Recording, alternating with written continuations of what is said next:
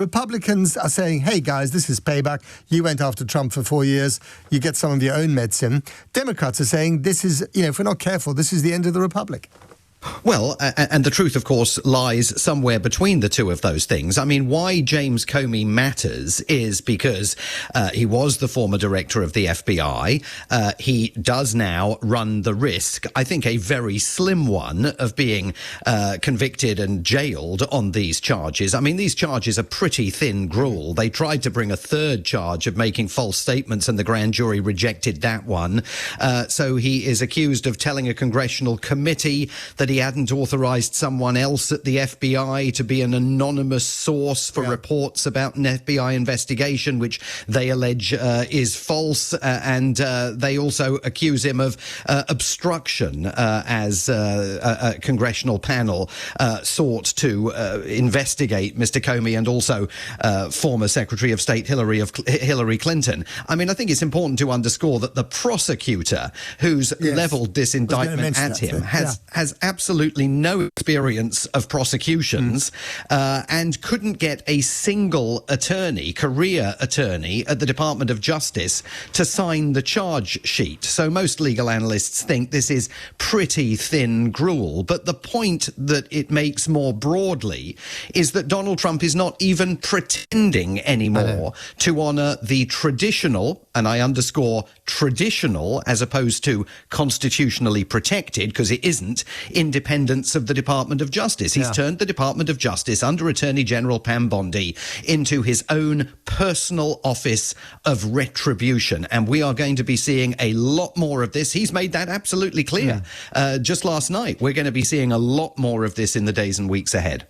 It's also worth pointing out that the prosecutor that he had appointed for the Eastern District of Virginia that deals with this case, who was appointed precisely because he should look into James Comey's case, basically said to Donald Trump, there isn't a case here. This is too flimsy. He was then sacked, and Trump put in his own personal lawyer, the one you just described with the complete lack of experience, to make it happen. I mean, but Trump has basically put not just comedians out of work because he does his own material, but also investigative journalists, because there's nothing to investigate. It's all open. He spills it all out, whether it's cryptocurrency or going after his enemies. And of course, from a legal point of view, if the commander-in-chief writes posts or tweets of the nature that he's been writing, using some very fruity language, basically declaring people guilty before they've even been indicted, that doesn't help the case of the prosecution, does it? No, absolutely. And this prosecutor, by the way, not only had never been a prosecutor, but previously had been a Miss Colorado contestant, which, of course, doesn't obviate the possibility that she's a brilliant legal mind as well. But certainly she lacks the backing of the Department of Justice more broadly and the career officials working there to bring these charges against Comey. James Comey says, I'm completely innocent and I look forward to the trial. He clearly relishes the opportunity not only to clear his name, but to take another public stand against the president that he used to work for until Donald Trump tried to force him to take a loyalty pledge.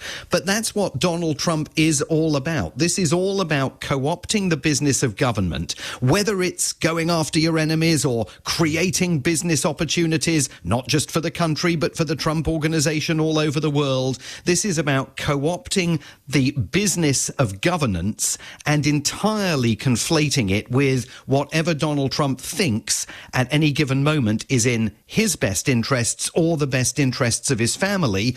And we are now seeing it across the board as we enter into, I think, a much more raw and brutal phase of his governance. The things that ICE have been up to over the last couple of weeks. And just last night, they have declared a terrorist, an anti-terrorism issue, sedition, they say, is taking place at the hands of protesters outside an ICE immigration detention facility in Illinois, just outside Chicago. So they're sending anti-terrorist forces there to try and deal with protesters, many of whom have been roughed up and manhandled and been on the receiving end of tear gas and pepper spray by the ICE agents who are dragging people off the streets, masked men, dragging men and women off the streets and asking questions later.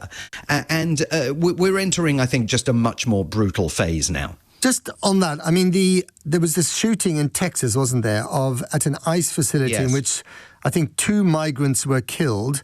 And I think the shooter himself was killed. And then the FBI found these bullet casings with anti-ICE messages on them. I mean, it's always very convenient when they find these bullet casings with messages on them. Do people believe that? Could it be cooked up? What do we think?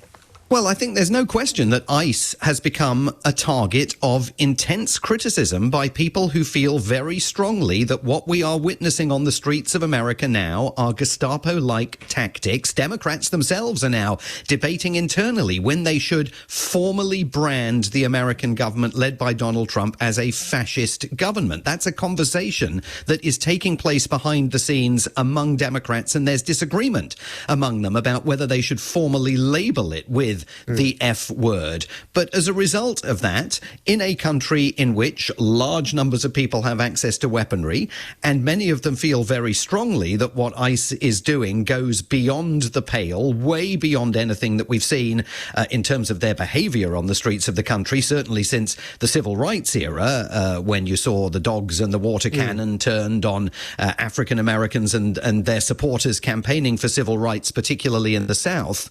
These are Gestapo-like tactics that are being deployed, and in a country with easy access to guns, people who are not able necessarily to deal with that in an unemotional and in a facet that doesn't run the risk of piercing public security. I mean, we are seeing increasing ferocity by some of these protesters and demonstrators in their efforts to get ICE off the streets of their towns and their cities. It is political violence that was targeting that ICE facility in Texas over the last week. But critics of ICE say that they are also engaged in political violence. Well, and after the murder of Charlie Kirk, after everything the president and his supporters have been saying about left-wing radicals, there are lawmakers who now want to have the Democratic Party labeled as a left-wing radical organization that want to, there are investigators going into billionaire George Soros's affairs as a left-wing radical fomenter of trouble. I mean, this is alarming stuff, isn't it? Yeah, and it's not going to stop. They're just getting revved up. We've got at least another 3 years of this to weather and endure. Stephen Miller, the president's deputy White House chief of staff and absolutely his chief ideologue, has already branded the Democratic Party a domestic extremist organization. He's now talking about sedition taking place in some of these protests against ICE agents around the country. If you take those comments to their logical conclusion, it is perfectly reasonable to assume that at some point they might try to proscribe leading Democrats, the organizations that fund and support them, or possibly even the party itself. And they've got all of that in their arsenal ahead of next year, midterm elections in November of 2026, where if they conclude the Republicans are facing defeat, certainly in the House of Representatives, where, of course, impeachment proceedings begin, anything at that point is on the table. But I wonder also, and this is something, what you've just outlined is very dark, and a lot of people in America are talking about it. It's not you being alarmist.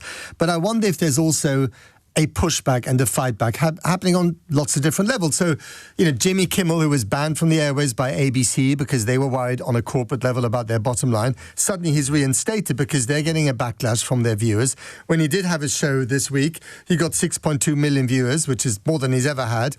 And even the affiliates who didn't want to broadcast his show have now been forced to do so. So there's pushback from the markets, there's pushback from the judges, and we always have to see how that ends up with the Supreme Court, and that's not necessarily good news for the independent judiciary.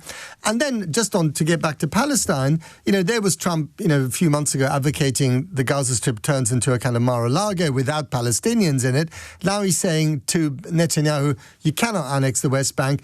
The Gazans have to stay in Gaza. Here's a new plan, which the Palestinians may accept, and maybe even the Israelis. So, things change. Yes, things change constantly. I mean, this was the week in which Donald Trump suddenly rounded on Vladimir Putin and suddenly decided that Ukraine could perhaps win all of its territory back.